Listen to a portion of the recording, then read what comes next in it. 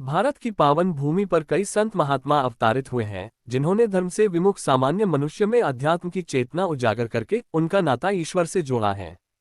ऐसे ही एक अवतार गुरु नानक देव जी हैं। गुरु नानक देव जी के अनुयायी उन्हें नानक, गुरु नानक देव जी, बाबा नानक और नानक शाह नामों से संबोधित करते हैं। गुरु नानक देव जी अपने बच्चों के जन्म के बाद तीर्थ यात्रा के लिए चले गए। उन्होंने काफी लंबी यात्राएं की। इस यात्रा के दौरान वह सबको उपदेश देते और सामाजिक बुराइयों से दूर रहने के लिए जागरूक करते थे। उस समय धर्म सिर्फ रीति रिवाजों का नाम बनकर रह गया था। उत्तरी भारत के लिए बहुत अफरा तफरी का समय था। उस समय सामाजिक जीवन में बहुत भ्रष्टाचार और धार्मिक क्षेत्र में देश और उच्च नीच की भावना उत्पन्न हो गई थी। गुरु नानक देव जी जात पात का विरोध करते थे। उन्होंने समाज को बताया कि मानव जाति तो एक ही है, फिर जाति के कारण ऊंच नीच क्यों। उन्होंने ऊंच नीच का विरोध करते हुए अपनी मुखवाणी जपुजी साहिब में कहा है कि नानक उत्तम नीच न कोई, जिसका अर्थ है कि ईश्वर की निगाह में छोटा बड़ा कोई नहीं। फिर भी अगर कोई व्यक्ति अपने आप को उस प्रभु की निगाह में छोटा समझे तो ईश्वर उस व्यक्ति की हर समय साथ देता है। गुरु नानक देव जी के इतिहास भाई लालो का उल्लेख है। भाई लालो का जन्म 1452 में सैदपुर गांव में हुआ था, जो वर्तमान में पाकिस्तान में अमीनाबाद के नाम से जाना जाता है। उनके पिता का नाम भाई जगत राम घटौरा था। घटौरा उपनाम बड़ाई जाति का सूचक है।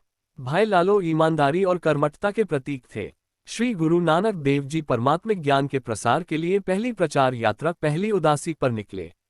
सुल्तानपुर लोधी से लंबा सफर तय करके सैदपुर नगर में पहुंचे। वहां पर उनको बाजार में एक बढ़ई लकड़ी से तैयार की गई वस्तुएं बेचता हुआ मिला, जो कि साधु संतों की सेवा किया करता था। उसका नाम भाई लालो था। उसने गुरु नानक देव जी को अपने यहाँ ठहरने का निमंत्रण दिया। गुरु नानक देव जी ने यह निमंत्रण स्वीकार करके भाई मर्दाना सहित उसके घर जा पधारे। भाई लालो समाज के मध्यवर्ग का व्यक्ति था, जिसकी आय कठोर परिश्रम करने पर भी बहुत निम्न स्तर की थी तथा उसे हिंदू वर्ण भेद के अनुसार शूद्र अर्थात नीच जाति का माना जाता था। इस गरीब व्यक्ति ने गुरुदेव की यथाशक्ति सेवा की। उसने गुरुजी को बहुत साधारण मोटे अनाज, बाजरे की रोटी तथा साग इत्यादि का भोजन कराया।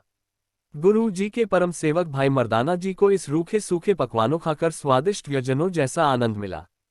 तब भाई मर्दाना जी ने गुरुदेव से प्रश्न किया, गुरु जी, यह भोजन देखने में जितना नीरस जान पड़ता था, सेवन में उतना ही स्वादिष्ट किस तरह हो गया है।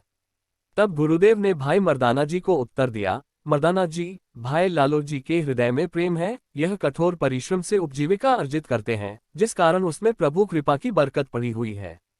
गुरु जी के मुख से यह सुनकर भाई मर्दाना जी संतुष्ट हो गए।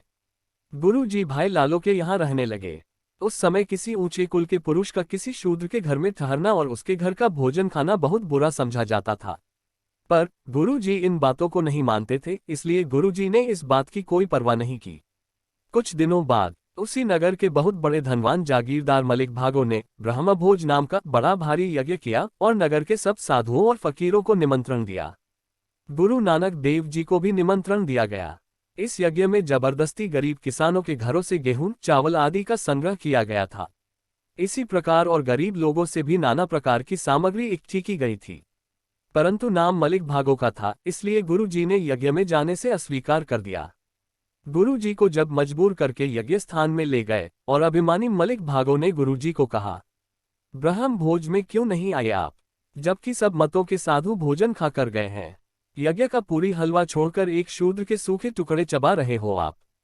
तब गुरु जी ने मलिक भागो को कहा, आप कुछ पूरी हलवा ला दो, आपने जो भी बनाया है, मैं आपको इसका भाव बताऊं कि मैं क्यों नहीं आया।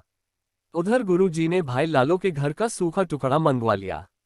गुरु जी ने एक मुट्ठी में मलिक भागो का पूरी हलवा लेकर और दूसरी मुट्ठी में लालो का सूखा टुकड़ा पकड़कर निचोड़ा। तब जो भोजन मालिक भागो के घर पर बना था, हलवा और पूरियों से खून की धार बहने लगी, और जो भोजन भाई लालो के घर से मंगवाया था, सूखे रोटी के टुकड़े से दूध की धार निकली।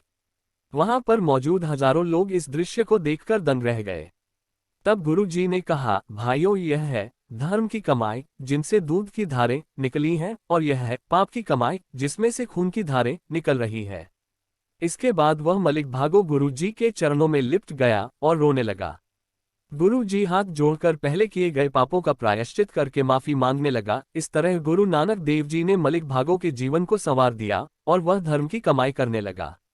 गुरु नानक देव जी के अनुसार ईमानदारी के साथ कम पैसे कमाने बेहतर हैं, न कि कुटिल और कुटिल माध्यमों से एक बड़ी दौलत हासिल की जाए। यह उपदेश दिया गुरु जी ने।